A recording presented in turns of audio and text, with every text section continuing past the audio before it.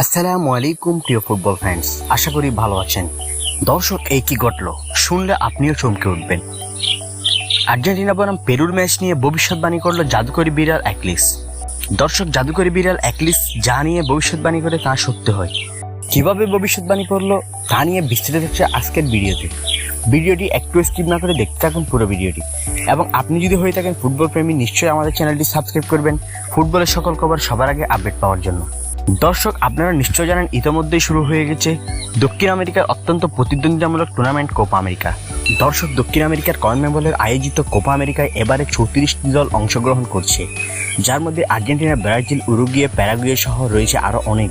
আর এই টুর্নামেন্টের প্রথম ম্যাচটি শুরু হয় এই মাসের 21 তারিখ, অর্থাৎ জুনের 21 তারিখ ভোর 6টা থেকে শুরু হয় এই ম্যাচটি। কোপা আমেরিকার অভিষেক ম্যাচটি খেলে আর্জেন্টিনা বনাম কানাডার মধ্য দিয়ে শুরু হয় কোপা আমেরিকার অভিষেক ম্যাচ। আর্জেন্টিনা এই ম্যাচটিতে 2-0 গোলে জয় পায়। এরপরেও আরেকটি ম্যাচ খেলে ফেলেছে আর্জেন্টিনা। দর্শক, আজ ভোর 7টা অর্থাৎ 30শে জুন সকাল 7টায় মাঠে নামতে চলেছে আর্জেন্টিনার এই ম্যাচটি পেরুর বিপক্ষে। এবার এই ম্যাচ নিয়ে ভবিষ্যৎবাণী করে বসল জাদুকরী বিড়াল অ্যাকলিসের বয়স 12 বছর। কানে শুনতে পায় না, বধির। কিন্তু সে বধির হলেও তার রয়েছে দারুণ ইন্দ্রিয় ক্ষমতা। সে মনের চোখ দিয়ে দেখতে পারে ভবিষ্যৎ কথা। আর সামনে 2টি বাটি রাখা হয়, একটি বাটিতে আর্জেন্টিনার পতাকা লাগানো, অন্য বাটিতে পেরুর পতাকা লাগানো। 2টি বাটিতে খাবার রাখা হয় এবং সে আর্জেন্টিনার পতাকা লাগানো খাবারটি থেকে খায়।